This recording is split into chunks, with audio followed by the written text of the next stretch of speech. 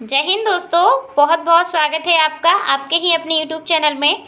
और आज हम लोग पढ़ेंगे विधायिका के बारे में। ठीक है, विधायिका यानी कि संसद, ठीक है, लेजिस्लेचर भी जिसे कहा जाता है। तो संसद की बात करेंगे तो संसद है ना, किस आर्टिकल संविधान में, किस आर्टिकल में, किस भाग में संसद के बारे में बताया गया है। संसद किन किन सदनों से मिलकर बनती है। तो केवल हमारे यहाँ दो ही सदन हैं, लोकसभा जिसे निम्न सदन कहा जाता है और राज्यसभा जिसे उच्च सदन कहा जाता है। वहीं आप कहेंगे राष्ट्रपति, तो राष्ट्रपति संसद के लोकसभा हो या राज्यसभा किसी भी सदन के सदस्य नहीं होते हैं, किंतु राष्ट्रपति संसद के अभिन्न अंग माने जाते हैं। क्यों माने जाते हैं ये हम लोग आगे वीडियो में देखते हैं। इससे पहले मैं आप सब लोगों को बहुत बहुत धन्यवाद देना चाहूँगी दोस्तों, क्योंकि मैंने इससे पहले जो भी वीडियो बनाए जैसे नियंत्रक महालेखा परीक्षक, संघ लोक सेवा आयोग, अंतर्राज्यीय परिषद, ठीक है, अंतर्राज्यीय नदी जल विवाद, प्रस्तावना, केंद्र राज्य संबंध पर वीडियो और जो मैंने आपातकालीन वीडियो बनाए उन सबको आपने देखा, जो कमेंट किया उसके लिए आप सबका बहुत बहुत धन्यवाद। ठीक है, तो देखिए हम लोग आज पढ़ेंगे लोकसभा और राज्यसभा के बारे में। लोकसभा को निम्न सदन कहा जाता है, राज्यसभा को उच्च सदन कहा जाता है और राष्ट्रपति आपको पता ही है कि संसद के अभिन्न अंग होते हैं। तो चलिए बिना देरी किए वीडियो को शुरू करते हैं। देखिए संघीय विधायिका क्या है। संघीय विधायिका, ठीक है, संघीय तो भारत में संसदीय शासन व्यवस्था के अंतर्गत द्विसदनी व्यवस्था को अपनाया गया है। द्विसदनी व्यवस्था सबसे पहले हम पढ़ेंगे, जानेंगे कि संसदीय शासन व्यवस्था क्या होती है। तो देखिए संसदीय शासन व्यवस्था का अर्थ होता है कि दो सदन, ठीक है, संसदीय शासन व्यवस्था का अर्थ होता है दो सदन। तो है ना हमारे यहाँ लोकसभा और राज्यसभा दो सदन है। अब आप सोचेंगे कि संसदीय शासन व्यवस्था हमने कहाँ से ग्रहण की है, तो हमने लिया है ब्रिटेन से। हमने ब्रिटेन से संसदीय शासन व्यवस्था, एकल नागरिकता और विधि द्वारा स्थापित ये सारी प्रक्रियाएं हमने कहाँ से ली है, तो हमने ये सब लिया है ब्रिटेन से। ठीक है, वही इसी तरीके से हम देखेंगे राज्य की नीति निर्देशक तत्व कहाँ से लिए गए हैं। ठीक है, या फिर आप देखिए मौलिक अधिकार, जो हमारे मौलिक अधिकार है 12 से लेकर 35 तक भाग 3 में, वो कहाँ से लिए गए, जैसे अमेरिका से लिए गए हैं। मौलिक कर्तव्यों की बात करेंगे तो 51 का, ठीक है, भाग 4 का जो है सोरेन सिंह कमेटी के आधार पर सोवियत संघ रूस से लिए गए हैं। तो इन सब पे भी वीडियो बनाया गया है। देखिए सबसे बड़ी बात है, ज़रूरी ये नहीं है कि आप कितना पढ़ते हैं, ज़रूरी ये है कि आपको याद कितना होता है। इसलिए हम लोग कोरिलेट करके चीज़ों को पढ़ते हैं ताकि आपको याद हो जाए और आप जिस एग्ज़ाम के लिए भी जो पढ़ रहे हैं, ठीक है, जिस एग्ज़ाम के लिए भी आप पढ़ रहे हैं, चाहे वो कोई भी हो, यूपीपीसीएस हो, एमपीपीसीएस हो, यूपीएससी हो, सिविल सेवा का हो, या फिर आपका कोई भी एग्ज़ाम हो, एनुअल आपका एग्ज़ाम निकलना चाहिए। ठीक है, क्योंकि बुक तो सबके पास होती है, मार्केट में बुक भरी पड़ी है, लेकिन याद भी होना चाहिए, समझ में भी आना चाहिए, वो ज़रूरी होता है। ठीक है, तो देखिए हमारे यहाँ संसदीय शासन व्यवस्था को अपनाया गया है जो कि द्विसदनी व्यवस्था है, जिसके अंतर्गत संसद के दो सदन होते हैं। ठीक है, जिनमें पहला सदन लोकसभा है जिसको निम्न सदन कहा जाता है, दूसरा सदन राज्यसभा है जिसको उच्च सदन कहा जाता है। ठीक है, सबसे पहले हम लोकसभा के बारे में पढ़ेंगे। तो लोकसभा क्या है, वैसे मैंने लोकसभा पे पहले एक केवल लोकसभा के सदस्यों, उनके प्रधानमंत्री, मंत्रिपरिषद, इन सब पर मैंने ऑलरेडी एक वीडियो बना दिया है। यदि आप उस वीडियो को देखेंगे तो एक भी क्वेश्चन आपका बाहर नहीं जाएगा उससे। ठीक है, तो पहले हम देखेंगे लोकसभा के बारे में। तो लोकसभा के सदस्यों का चयन जनता द्वारा प्रत्यक्ष रूप से किया जाता है। जो लोकसभा है उसके सदस्यों का चयन कैसे किया जाता है, तो जनता के द्वारा प्रत्यक्ष रूप से किया जाता है और यह एक अस्थायी सदन होता है। बिल्कुल सही बात है, लोकसभा एक अस्थायी सदन है, क्योंकि जो मंत्रिपरिषद के कहने पर या मंत्रिपरिषद की सलाह पर राष्ट्रपति जो हैं, राष्ट्रपति लोकसभा का विघटन करते हैं, है ना। इसीलिए तो राष्ट्रपति को संसद का अभिन्न अंग माना गया है, क्योंकि राष्ट्रपति अपनी महत्वपूर्ण भूमिका निभाते हैं। वहीं आप राज्यसभा की बात करेंगे, राज्यसभा जिसको उच्च सदन भी कहा जाता है। तो देखिए राज्यसभा संसद का एक स्थायी सदन है जिसका कभी भी विघटन नहीं होता है। अर्थात ये जो राज्यसभा है ये लोकसभा की भांति नहीं है, इसका कभी भी विघटन नहीं होता है। अब हम देखेंगे संसद के बारे में कि संसद का गठन संविधान के किस आर्टिकल में किया गया है। ठीक है, देखिए संविधान के आर्टिकल 79 में संसद का गठन किया गया है। ठीक है, तो संविधान के 79 में संसद का गठन किया गया है और 80 जो आर्टिकल 80 है उसमें किसका, राज्यसभा का गठन किया गया है और 81 में लोकसभा का गठन है। आप जाके वीडियो देख सकते हैं। ठीक है, जिसमें लोकसभा एवं राज्यसभा को सम्मिलित रूप से संसद कहा जाता है। ठीक है, आप कहेंगे कि संसद क्या है, तो संसद क्या है, तो संसद क्या है, लोकसभा और राज्यसभा को सम्मिलित रूप से ही तो संसद कहा जाता है। ठीक है, और राष्ट्रपति क्या होते हैं, राष्ट्रपति संसद का अभिन्न अंग होते हैं, है ना। जो राष्ट्रपति हैं वो संसद का अभिन्न अंग है। देखिए, लोकसभा संपूर्ण भारत के लोगों का प्रतिनिधित्व करती है, वहीं राज्यसभा राज्यों में जो केंद्र सरकार है, केंद्र सरकार में राज्यों और केंद्र शासित प्रदेशों का प्रतिनिधित्व करती है। देखिए, लोकसभा क्या करती है, लोकसभा देखिए, सबसे पहली बात तो लोकसभा को प्रिय सदन भी कहा जाता है, क्योंकि जो प्रधानमंत्री वगैरह हैं, कैबिनेट सब लोकसभा में ही होते हैं। ठीक है, तो जो लोकसभा है वो क्या है, संपूर्ण भारत के लोगों का प्रतिनिधित्व करती है, वहीं जो राज्यसभा है वो क्या करती है, केंद्र में राज्यों व केंद्र शासित प्रदेशों का प्रतिनिधित्व करती है। अच्छा, कैसे करती है, देखिए ये देखेंगे करती कैसे है। तो देखिए, आप चुनते हैं, हम लोग जो प्रधानमंत्री को चुनते हैं ना, प्रधानमंत्री की वोटिंग होती है ना, इसीलिए लोकसभा संपूर्ण भारत के लोगों का प्रतिनिधित्व करती है। ठीक है ना। अब हम देखेंगे राष्ट्रपति संसद का अभिन्न अंग होते हैं, क्योंकि राष्ट्रपति संसद के किसी भी सदन के सदस्य नहीं होते हैं।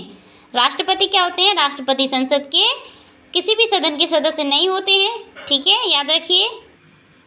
देखिए, किंतु संसद के दोनों सदनों द्वारा पारित कानून तब तक कानून नहीं बनता जब तक राष्ट्रपति उस पर अपनी सहमति न दे दें। ठीक है, राष्ट्रपति संसद के भले ही संसद के किसी भी सदन के सदस्य नहीं होते हैं, किंतु कोई भी कानून तब तक कानून नहीं बन सकता है जब तक राष्ट्रपति उस पर अपनी सहमति नहीं दे देते हैं। तो सबसे पहले हम जो राज्यसभा है उसके बारे में, यानी कि राज्यसभा उच्च सदन, इसकी संरचना के बारे में पढ़ेंगे, क्योंकि ये संसद का स्थायी सदन भी इसको कहा जाता है, स्थायी सदन है। इसके बाद हम लोकसभा के बारे में पढ़ेंगे। तो चलिए शुरू करते हैं। संविधान के आर्टिकल 80 को याद रखिए, 80 में राज्यसभा के गठन की बात की गई। ठीक है, राज्यसभा के गठन की बात संविधान के किस आर्टिकल में की गई है, तो आर्टिकल 80 याद रखिए, 80 में राज्यसभा के गठन की बात की गई है। वही आप देखिए 80 से आधा करेंगे तो 40 में क्या कहा गया है, तो देखिए मैंने पहले भी आपसे कहा है कि यदि आप कोरिलेट करके चीज़ों को पढ़ेंगे तो आपको अच्छे से चीज़ें याद हो जाएंगी। ठीक है, आप कितने पढ़ते हैं ये ज़रूरी नहीं है, आपको याद भी होना चाहिए। ठीक है, तो आर्टिकल 40 में ग्राम पंचायतों के गठन की बात कही है राज्य की नीति निर्देशक तत्वों में, जो महात्मा गांधी जी हमेशा से चाहते थे। ठीक है, तो अभी हम क्या पढ़ रहे हैं, अभी हम पढ़ रहे हैं राज्यसभा के बारे में। तो राज्यसभा के गठन की बात की गई है। राज्यसभा के सदस्यों की अधिकतम संख्या कितनी हो सकती है, तो 250 हो सकती है। जो राज्यसभा है उसके अधिकतम सदस्यों की संख्या कितनी हो सकती है, तो 250 हो सकती है, किंतु वर्तमान में 245 सदस्य है ना। देखिए, अधिकतम कितनी हो सकती है, तो 250 हो सकती है, लेकिन वर्तमान में राज्यसभा के कितने सदस्य हैं, अभी 245 सदस्य हैं, जिसमें राष्ट्रपति द्वारा 12 व्यक्ति मनोनीत किए जाते हैं राज्यसभा में, जो कला, साहित्यिक, विज्ञान, समाज सेवा क्या विशेष ज्ञान रखने वाले होते हैं। ठीक है, राज्यसभा में जो व्यक्ति कोई भी व्यक्ति अच्छे से ज्ञान रखने वाले होते हैं किसी भी फील्ड में, वो चाहे वो किसी की फील्ड हो, शिक्षा का रखते हो, एजुकेशन का रखते हो, या फिर है ना किसी साहित्यिक, कला, विज्ञान, तो उन्हें बगैर किसी चुनाव के राष्ट्रपति जी के द्वारा मनोनीत किया जाता है राज्यसभा में। ठीक है, अब हम देखेंगे राज्यों से अधिकतम 238 सदस्य हो सकते हैं। देखिए क्योंकि राज्यसभा में राज्यों के भी सदस्य होते हैं और केंद्र शासित प्रदेशों के भी सदस्य होते हैं, तो राज्यों से अधिकतम कितने सदस्य हो सकते हैं, तो 238 सदस्य हो सकते हैं। समझ में आ रहा है ना। देखिए, किंतु वर्तमान में 233 ही निर्वाचित होते हैं। ठीक है, कभी कभी घटाबढ़ी हो जाती, मतलब ज़्यादा कम होते रहते हैं। राज्यसभा के सदस्यों का निर्धारण प्रत्येक राज्य की जनसंख्या के आधार पर होता है, अर्थात मतलब ऐसा है कि किस राज्य से राज्यसभा में, जैसे उत्तर प्रदेश है, मध्य प्रदेश, हिमाचल प्रदेश, सबसे छोटा राज्य है सिक्किम। अब सिक्किम छोटा राज्य है तो वहाँ से क्योंकि जनसंख्या के आधार पर जाते हैं, उत्तर प्रदेश में सबसे ज़्यादा जनसंख्या है, तो सबसे ज़्यादा उत्तर प्रदेश के जो सदस्य हैं राज्यसभा में होंगे। समझ में आ रहा है। वहीं हमारा गोवा, गोवा क्या है, सबसे छोटा स्टेट है। गोवा छोटा स्टेट है तो उससे क्या होगा, कम लोग जाएंगे राज्यसभा में। तो राज्यसभा में लोगों का मनोनयन कैसे होता है, तो जनसंख्या के आधार पर होता है। ठीक है। तो वर्तमान में उत्तर प्रदेश राज्य में सर्वाधिक राज्यसभा के सदस्य हैं 31। 31 सदस्य हैं आपके राज्यसभा में, केवल उत्तर प्रदेश से, याद रखिएगा। ठीक है। ये क्वेश्चन भी पूछा जाता है कभी कभी एग्जाम में कि राज्यसभा से जो सदस्य है, राज्यसभा के सदस्य किस राज्य के सबसे ज़्यादा हैं, तो आप बताएंगे उत्तर प्रदेश। सबसे कम की बात करेंगे तो गोवा, सिक्किम, ये सब आते हैं सबसे कम में। ठीक है।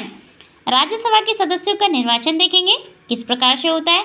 तो देखिए, राज्यसभा के सदस्यों का निर्वाचन आनुपातिक प्रतिनिधित्व प्रणाली द्वारा एकल संक्रमणी मत के माध्यम से होता है। ठीक है। राज्यसभा के सदस्यों का निर्वाचन आनुपातिक प्रतिनिधित्व प्रणाली एकल संक्रमणी मत के माध्यम से होता है, जिसका वर्णन लोक प्रतिनिधित्व अधिनियम 1951 में विस्तार से किया गया है। ठीक है।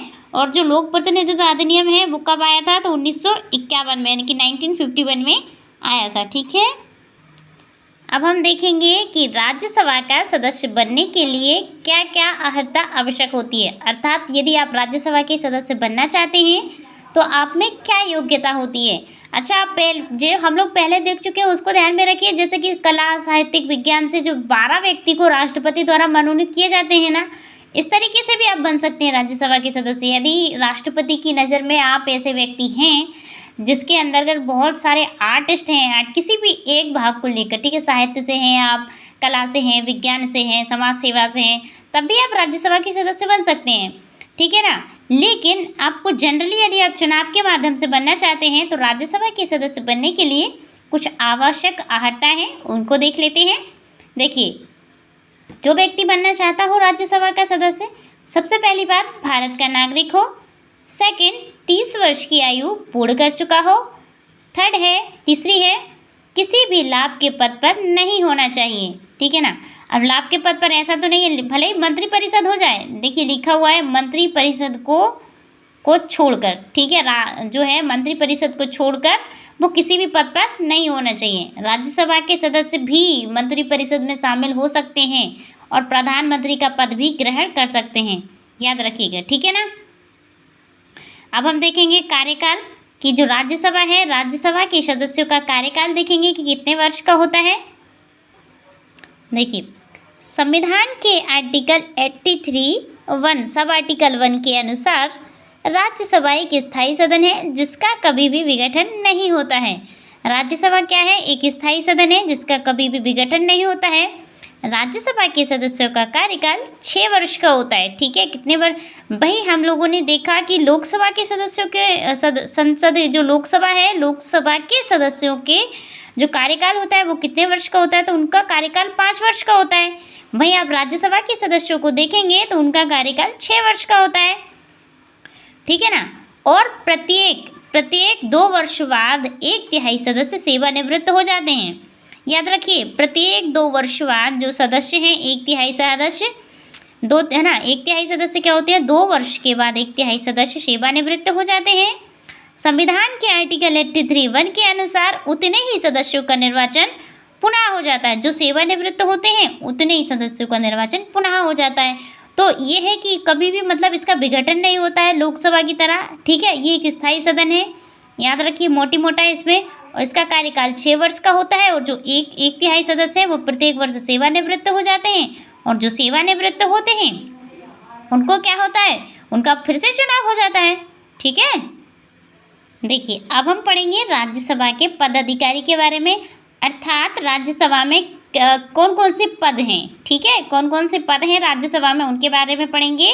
तो देखिए, संविधान के आर्टिकल 89 में राज्यसभा के सभापति एवं उपसभापति के बारे में वर्णन किया गया है।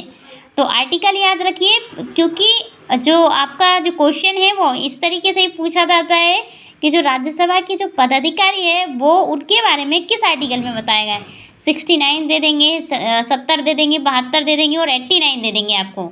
तो फिर आपको बताना है कि राज्यसभा के सभापति और उपसभापति के बारे में वर्णन 89 में किया गया है। ठीक है।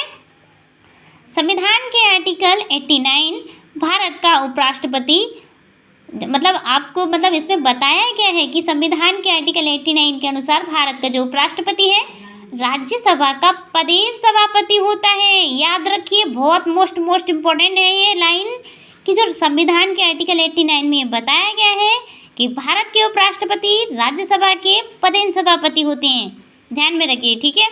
देखिए, आप देखेंगे कि राज्यसभा के सभापति एवं उपसभापति का चुनाव, ठीक है, इनका इलेक्शन देखते हैं कि किस तरीके से होता है। देखिए, राज्यसभा यथाशीघ्र अपने सदस्यों में से किन्हीं, देखिए अब यदि आप सभापति की बात करेंगे तो सभापति कौन होते हैं? उपराष्ट्रपति राज्यसभा के पदेन सभापति होते हैं। लेकिन सभापति का तो इनका हो चुका है, क्योंकि उपराष्ट्रपति बन जाते हैं तो वही सभापति होते हैं। किंतु राज्यसभा अपने ही सदस्यों में थे यथाशीघ्र, ठीक है, यथाशीघ्र। यहाँ पे दो, देखिए राज्यसभा क्या करती है, यथाशीघ्र अपने सदस्यों में से ही किसी भी व्यक्ति को उपसभापति चुन लेती है। क्या है? राज्यसभा के सदस्यों से ही उपसभापति चुने जाते हैं। समझ में आया? ये मैंने थोड़ा सा गलती से ये लिख दिया था कि दो व्यक्ति क्यों? क्योंकि एक ही व्यक्ति को चुनती है, उपसभापति को, जबकि सभापति तो हमारे उपराष्ट्रपति हो जाते हैं। समझ में आया? अब देखिए, भारत के उपराष्ट्रपति को निम्न आधार पर पद मुक्त किया जा सकता है। अब हम इनका क्या देखेंगे, अब इनका कार्यकाल हो गया, सब कुछ हो गया, अब हम देख रहे हैं कि इन्हें पद से कब हटाया जा सकता है, ठीक है। तो देखिए, भारत के उपसभापति को निम्न आधारों से पद मुक्त किया जा सकता है, मतलब हटाया जा सकता है। देखिए, राज्यसभा की सदस्यता की अवधि की समाप्ति पर, यदि उनकी सदस्यता समाप्त हो जाती है राज्यसभा से, वो उनका कार्यकाल समाप्त हो जाता है, तब भी हट जाएंगे। उपसभापति स्वयं अपनी इच्छा से सभापति को त्यागपत्र दे सकते हैं। जो उपसभापति होते हैं ना, उपसभापति स्वयं अपनी इच्छा से सभापति को त्यागपत्र दे सकते हैं। और सभापति कौन है? उपराष्ट्रपति हैं। समझ में आया? तीसरी कंडीशन देखेंगे, राज्यसभा के समस्त सदस्यों के बहुमत से संकल्प पारित करके उपसभापति को पद से हटाया जा सकता है, ठीक है। किंतु ऐसा करने से पहले 14 दिन यानी 14 डेज पूर्व उपसभापति को सूचना देना आवश्यक होता है, ठीक है। यदि संसद चाहती है, या मतलब राज्यसभा के सदस्य यदि चाहते हैं कि उपसभापति को पद से हटाया जाए, तो क्या है, राज्यसभा के जो समस्त सदस्य हैं संकल्प से बहुमत पारित कर देते हैं, लेकिन ना तो उन्हें हटाया जा सकता है। लेकिन इससे पहले उन्हें 14 दिन पूर्व उपसभापति को बताना भी पड़ता है। ठीक इसी प्रकार से जब हम राष्ट्रपति जब संविधान का अतिक्रमण करते हैं तो राष्ट्रपति पर भी महाभियोग लगाया जाता है और उन्हें भी 14 दिन पहले ही सूचना देनी पड़ती है। याद रखिएगा, ठीक है। ज़रूरी नहीं है कि हम लोग उपसभापति के बारे में या राज्यसभा के बारे में पढ़ रहे हैं तो हम लोकसभा के बारे में पॉइंट नहीं कर उस पर बातचीत नहीं कर सकते। देखिए, आपको क्लियर होना चाहिए पूरा संविधान, पूरी पॉलिटी आपके माइंड में होनी चाहिए कि कहीं से भी आपसे कोई कुछ भी पूछ सकता है, ठीक है। एग्जाम में ज़रूरी नहीं है कि आपको एक ही उससे दिया जाएगा, एक ही चैप्टर से क्वेश्चन किए जाएंगे और एग्ज़ाम में भी इसी तरीके से घुमा फिरा के क्वेश्चन किए जाते हैं, ठीक है। देखिए, नोट डाल के लिख रहे हैं कि इन दो पदाधिकारियों मतलब दो पदाधिकारी कौन कौन से देखे अभी हमने, तो राज्यसभा के सभापति और उपसभापति, ठीक है। सभापति और उपसभापति के अलावा भी एक और पदाधिकारी होता है जो राज्यसभा का महासचिव कहलाता है, ठीक है ना। क्या कहलाते हैं वो? राज्यसभा के महासचिव कहलाते हैं। जो महासचिव है उनकी नियुक्ति राज्यसभा के सभापति के द्वारा की जाती है और यह संसद के क्रियाकलाप संबंधी मामलों पर सलाहकार होता है, ठीक है। और इनका काम क्या होता है? जो महासचिव होते हैं राज्यसभा के, उनका काम ये होता है कि जो संसद है उसके क्रियाकलापों पर क्या है, सलाह दे सकें, ठीक है ना। और यह लोकसभा ये जो सभापति है, राज्यसभा के जो सभापति और उपसभापति दो पद हमने पहले देखे, अब तीसरा पद महासचिव देखा। तो ये जो महासचिव है, राज्यसभा के महासचिव, ये लोकसभा के महासचिव की भांति कार्यपालिका का स्थायी तथा निरपेक्ष पदाधिकारी होता है। इन्हें ऐसा नहीं है कि राज्यसभा के हैं कि लोकसभा के हैं, ये केवल संसद की कार्यवाही पर ध्यान देते हैं। समझ में आया? आइए अब देख लेते हैं राज्यसभा के सभापति एवं उपसभापति के वेतन के बारे में, ठीक है। आखिर इनकी सैलरी के बारे में देखेंगे कि सैलरी कितनी, कहाँ से और कैसे दी जाती है। ठीक है, तो देखिए राज्यसभा के सभापति एवं उपसभापति को भारत की संचित निधि से वेतन दिया जाता है। अब आप ये सोच रहे होंगे कि ये संचित निधि क्या होती है। अब ये संचित निधि बीच में कहाँ से आ गई। अभी हम राज्यसभा के बारे में देख रहे थे, लोकसभा के बारे में देख रहे थे, राज्यसभा के सभापति उपसभापति के बारे में देखा, लेकिन ये संचित निधि कहाँ से आई। ये संचित निधि संविधान के आर्टिकल 200 आप कह सकते हैं 266, ठीक है, 266 में संचित निधि के बारे में और 267 में आकस्मिक निधि के बारे में बताया गया है। जो संचित निधि है, अच्छा ये संचित निधि है, इससे केवल राज्यसभा के सभापति और उपसभापति को वेतन नहीं दिया जाता है, बल्कि प्रधानमंत्री, मंत्रिपरिषद, उपराष्ट्रपति, राष्ट्रपति, उच्चतम न्यायालय के न्यायाधीश, ठीक है ना, जितने भी जो सरकारी पदाधिकारी, महान्यायवादी, नियंत्रक, महालेखा परीक्षक, ठीक है, इतने सारे लोगों को जो वेतन है वो कहाँ से दिए जाते हैं, तो संचित निधि से ही दिए जाते हैं। और इसका उल्लेख भी किया गया है भारतीय संविधान के आर्टिकल 266, याद रखिए, ठीक है, 266 में, है ना। तो ये जो संचित निधि है, ये जो मतलब जो सरकार का जो पैसा जितना भी आता है वो कहाँ रखा जाता है, ठीक है ना। संचित निधि ये सरकारी पैसा होता है, इसीलिए इससे सरकारी लोगों को वेतन दिया जाता है, याद रखिए। अब हम देखेंगे राज्यसभा की शक्तियाँ एवं कार्य। अभी तक हमने सभापति, उपसभापति, वेतन भत्ते सारी चीज़ें देख ली हैं। अब हम मेन पॉइंट पे आते हैं कि राज्यसभा का आखिर गठन ही क्यों किया गया है, क्यों इनको वेतन भत्ते दिए जाते हैं, कुछ काम भी करती है राज्यसभा कि नहीं करती है, ठीक है। तो हम देखेंगे राज्यसभा के कार्य क्या हैं, ये क्या काम करती है और इनके पास क्या शक्तियाँ हैं, और कंपैरिजन यानी कि तुलना भी करेंगे लोकसभा के साथ।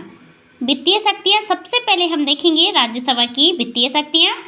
देखिए धन विधेयक को छोड़कर राज्यसभा को सनम, एक मिनट, तो देखिए राज्यसभा जो धन विधेयक को छोड़कर राज्यसभा को भी लोकसभा की तरह ही सभी विधेयकों में समान शक्तियाँ प्राप्त होती हैं, ठीक है। जो विधेयक आते हैं ना, विधेयक अब मैं देखिए, अब आप कहेंगे देखिए यदि आपको कुछ टर्मिनोलॉजी समझ में नहीं आ रही है तो उन पे सब पे मैंने वीडियो बनाया, आप प्लीज़ देख लीजिएगा, ठीक है।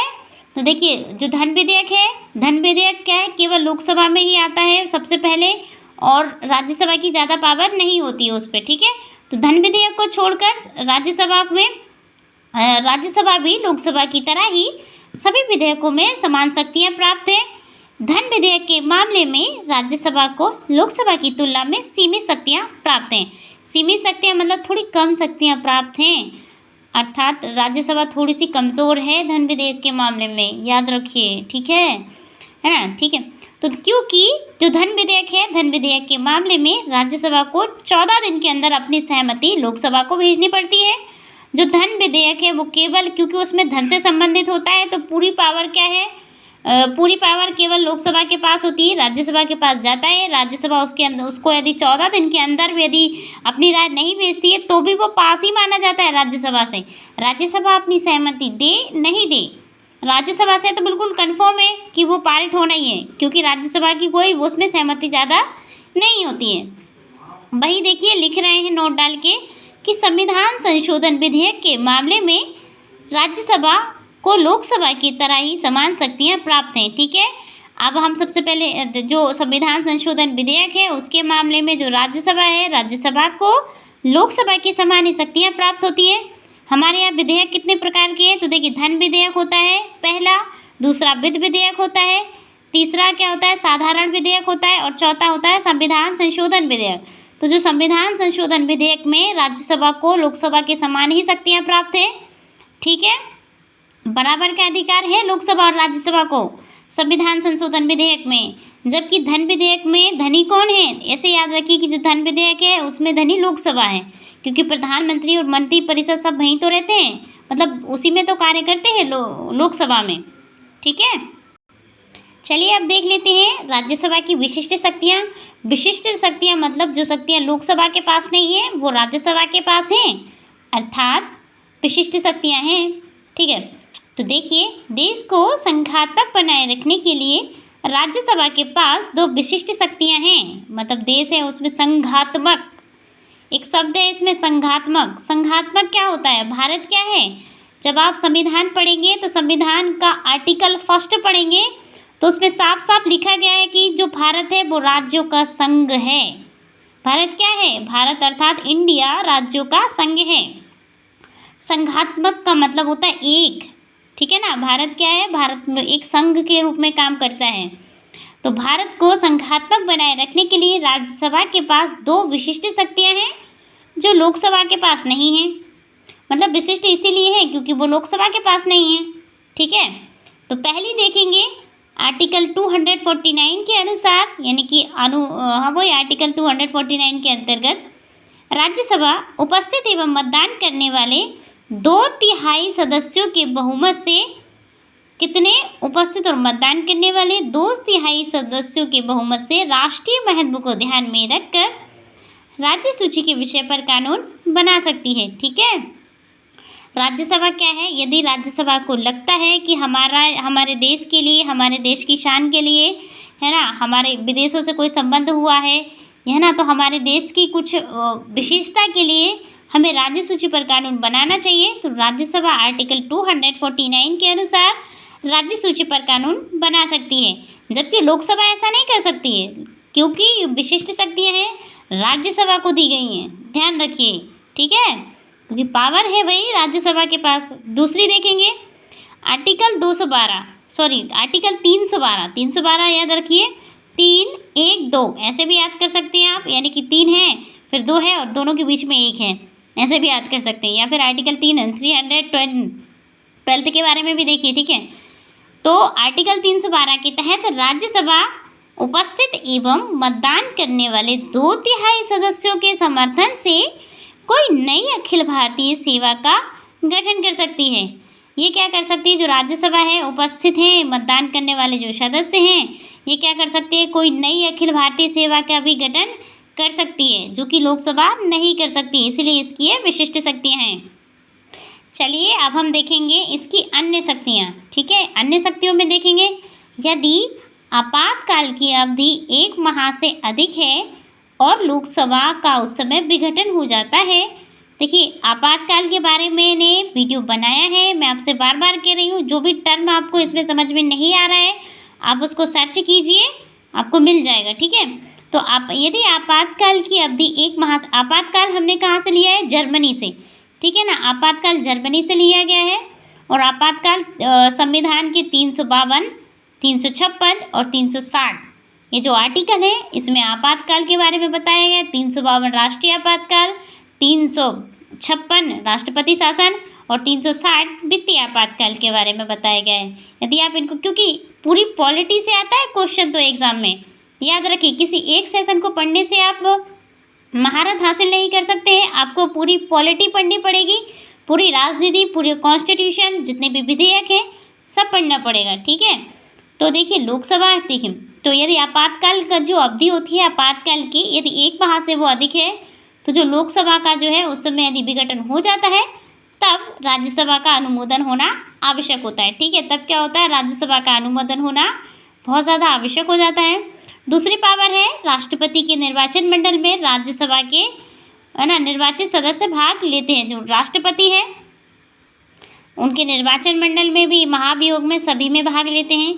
तीसरी शक्ति देखेंगे, राज्यसभा के सदस्य उपराष्ट्रपति के चुनाव में भाग लेते हैं, ठीक है। जो उपराष्ट्रपति का जो चुनाव होता है वो उसमें भी राज्यसभा के सदस्य भाग लेते हैं, ठीक है। और तीसरा है उपराष्ट्रपति को हटाने का जो प्रस्ताव है केवल राज्यसभा में ही लाया जा सकता है। सबसे पहले यदि हमें उपराष्ट्रपति को हटाना है तो वो प्रस्ताव हमें कहाँ लाना पड़ेगा?